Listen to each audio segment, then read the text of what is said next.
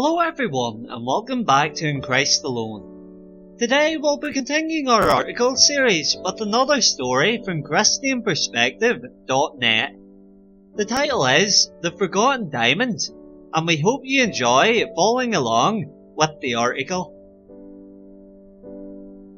The Forgotten Diamond, Articles Episode 5.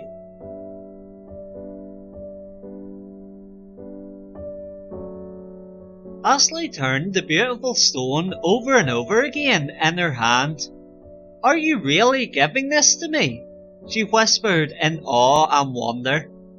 The thought that her father was giving her the priceless diamond seemed almost too much to comprehend. "Yes, my darling daughter, I am giving you that diamond. Love and cherish it, and keep it ever in your thoughts." Ashley threw her arms around her father's neck. How she loved him! She couldn't imagine life without his love.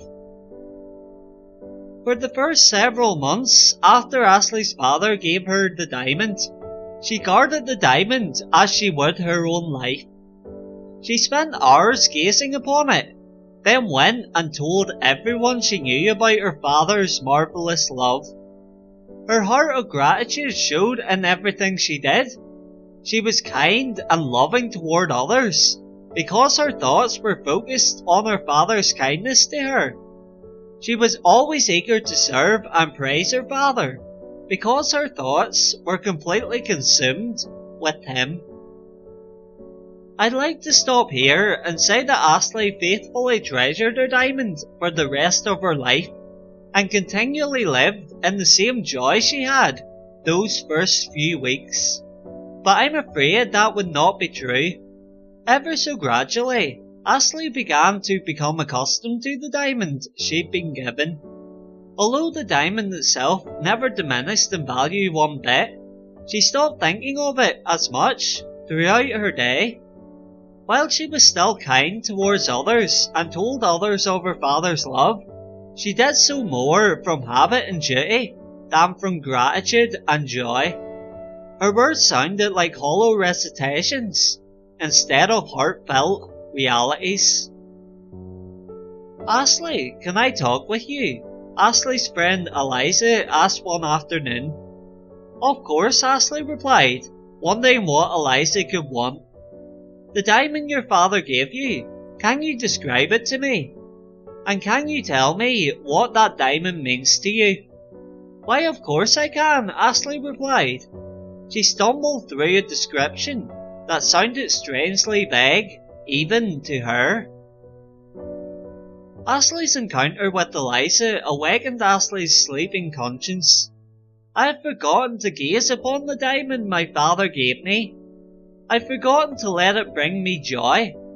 Saddened at her folly, Ashley slowly walked upstairs and knocked on her father's study.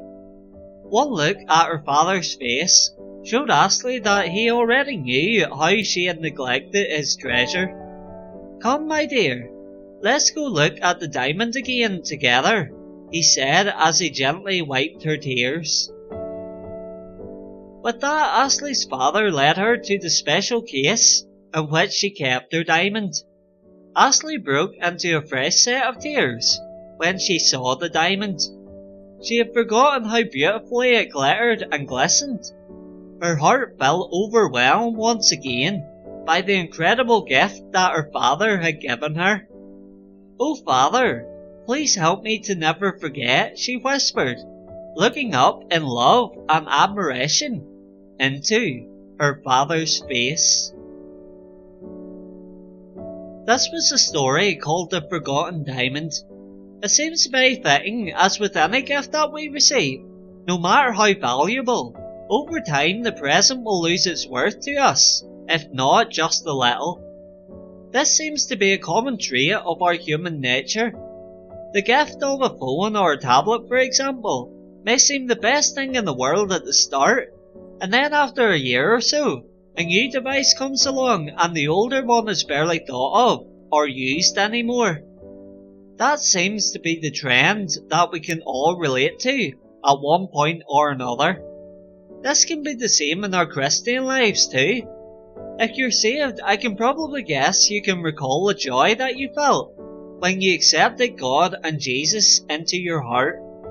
But as time has went on and life objectives get in the way, unfortunately I can also probably guess the joy has dwindled a bit since then. At the start, we are like the man Jesus talks about in Matthew chapter 13 verse 44, saying the kingdom of heaven is like treasure hidden in a field. When a man found it, he hid it again, and then in his joy went and sold all he had and bought that field. It's a daily challenge for us to juggle our work, home and Christian lives, but with God's help we'll be able to manage, even though it may seem a tough task at some points. And the more we seek God, the more He will show us Himself through His Word.